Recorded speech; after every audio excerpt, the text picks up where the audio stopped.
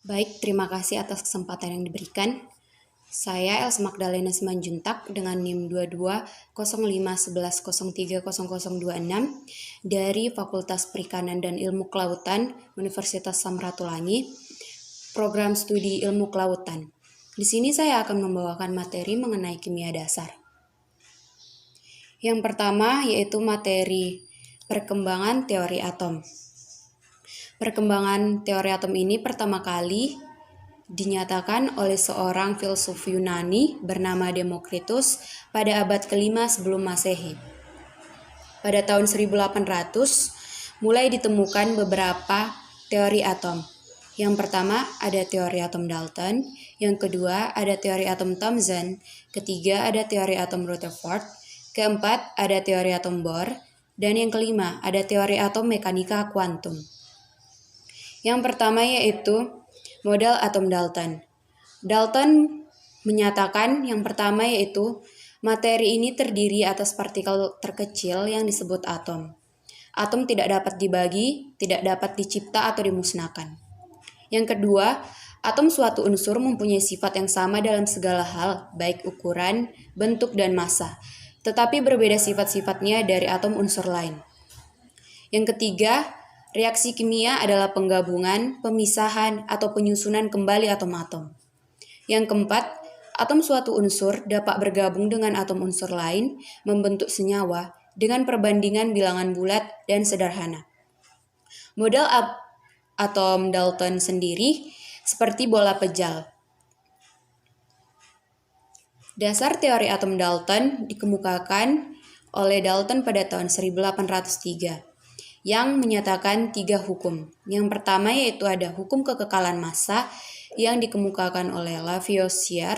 Yang kedua ada hukum perbandingan tetap yang dikemukakan oleh Proust. Yang ketiga ada hukum perbandingan berganda yang dikemukakan oleh Dalton. Yang kedua ada model atom Thomson yang dikemukakan oleh Thomson pada tahun 1897. Thomson melakukan percobaan melalui sinar katoda. Dari percobaan tersebut, Thomson menyatakan bahwa sinar katode merupakan partikel penyusun atom atau partikel subatom yang bermuatan negatif. Model atom ini seperti plum pudding model, yang dimana seperti roti yang ditaburi kismis. Yang selanjutnya, yang ketiga yaitu ada model atom Rutherford.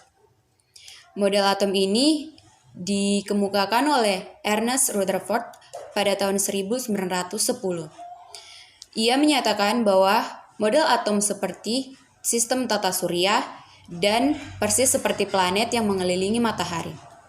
Kelebihan dari model atom ini dapat menjelaskan bentuk dari suatu lintasan. Kelemahannya tidak bisa menjelaskan spektrum garis pada atom hidrogen. Yang selanjutnya, yang keempat yaitu ada model atom Bohr. Model atom Niels Bohr yang dinyatakan oleh Niels Bohr pada tahun 1913. Model atom ini seperti tata surya dengan atom memiliki inti yang kemudian elektron berputar mengelilingi atom dengan orbitnya dalam tingkat energi tertentu. Kelebihan dari atom Bohr ini membuktikan adanya lintasan elektron. Kelemahannya hanya dapat menerangkan atom-atom yang memiliki elektron tunggal seperti gas hidrogen. Yang selanjutnya yang kelima ada model atom mekanika kuantum, yang dimana ada mendapatkan 3 isi atau 3 pernyataan. Yang pertama ada prinsip ketidakpastian yang dikemukakan oleh Heisenberg. Yang kedua, Louis de Broglie pada tahun 1924 mengemukakan elektron mempunyai sifat dualistik.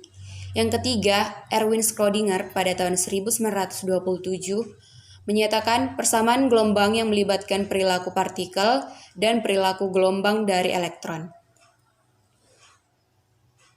Model atom mekanika kuantum sendiri yaitu seperti atom yang memiliki inti dan elektron yang menempati ruang disebut orbital. Baik, yang selanjutnya materi yang kedua yaitu partikel dasar penyusun atom. Di sini partikelnya terdiri atas 3. Yang pertama ada partikel elektron yang dilambangkan dengan E. Penemunya yaitu Joseph John Thomson. Yang kedua ada partikel proton yang dilambangkan dengan P. Penemunya adalah Goldstein. Yang ketiga ada partikel neutron yang dilambangkan dengan N. Penemunya adalah Chadwick. Nah, di sini partikel elektron itu bermuatan relatif -1, partikel proton muatan relatifnya +1, partikel neutron muatan relatifnya 0. Maka muatannya dapat terbentuk yaitu +1, 0, -1. Baik, di sini juga partikel dasar penyusun atom atau yang tadi elektron, yaitu elektron merupakan atom yang bermuatan negatif yang berada di subkulit. Yang kedua proton, yaitu inti atom yang bermuatan positif karena tersusun dari proton dan neutron. Dan yang ketiga neutron bermuatan netral atau tidak bermuatan.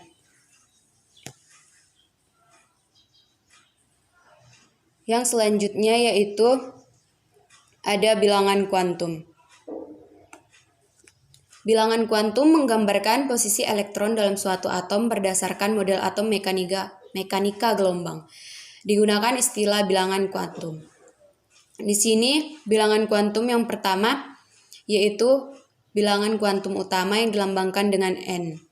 Yang dimana N adalah 1, 2, 3, 4 dan seterusnya. Yang kedua bilangan kuantum azimut yang dilambangkan dengan L. Nilai L sama dengan 0 sampai N kurang 1. Yang ketiga ada bilangan kuantum magnetik yang dilambangkan dengan M. Nilai M sama dengan negatif, 0 dan positif. Yang keempat ada bilangan kuantum spin yang dilambangkan dengan S. Yang dimana S sama dengan positif 1/2 atau negatif 1/2. Positif melambangkan bahwa perputaran searah dengan jarum jam. Sedangkan negatif melambangkan bahwa perputaran berlawanan dengan arah jarum jam. Baik, yang selanjutnya yaitu ada konfigurasi elektron. Konfigurasi elektron yaitu susunan elektron-elektron pada sebuah atom, molekul, atau struktur fisik lainnya. Konfigurasi elektron terdiri dari beberapa kulit atom yang dilambangkan dengan N. Yang pertama, kulit atom yang berada di subkulit pertama yang diberi penamaan K. Jumlah elektron maksimalnya 2, yang dapat dihitung dengan cara 2N kuadrat. Yang kedua ada kulit atom yang berada di subkulit kedua, penamaannya L, jumlah elektron maksimalnya 8. Selanjutnya subkulit atom yang ketiga, penamaannya yaitu M, jumlah elektron maksimalnya 18. Selanjutnya kulit atom keempat, penamaannya N, jumlah elektron maksimalnya 32. Di sini berdasarkan 3 aturan utama, berdasarkan konfigurasi elektron, terdapat 3 aturan utama. Yang pertama yaitu ada prinsip Aufbau, yang kedua ada larangan Pauli, dan ketiga ada aturan Hahn. Di sini prinsip Aufbau sama seperti bilangan kuantum yang dibahas sebelumnya, yaitu seperti bilangan kuantum utama. Yang selanjutnya larangan Pauli juga seperti bilangan kuantum yang dibahas di materi sebelumnya, yaitu bilangan kuantum azimut. Selanjutnya aturan Hahn atau sama juga dengan bilangan kuantum spin. Baik, yang selanjutnya materi sistem periodik unsur. Sistem periodik unsur, perkembangan sistem periodik unsur ini diawali pada tahun 1789 oleh Anthony Lavoisier. Sistem periodik ini terdiri dari 3 golongan. Yang pertama ada golongan A atau utama yang terdiri dari blok S. Blok S berada di golongan 1A atau 2A. Yang selanjutnya ada di blok P yang terdapat pada golongan 3A sampai 8A. Yang kedua, golongan B atau transisi yang berada pada blok D terletak di golongan 1B sampai 8B. Yang ketiga, ada golongan transisi dalam yang dimana transisi dalam terbagi atas lantanida yang konfigurasinya berhenti di subkulit 4F. Dan yang selanjutnya ada actinida yang konfigurasinya berhenti di subkulit 5F. Baik, sekian pemaparan video mengenai kimia dasar yang saya bawakan. Terima kasih.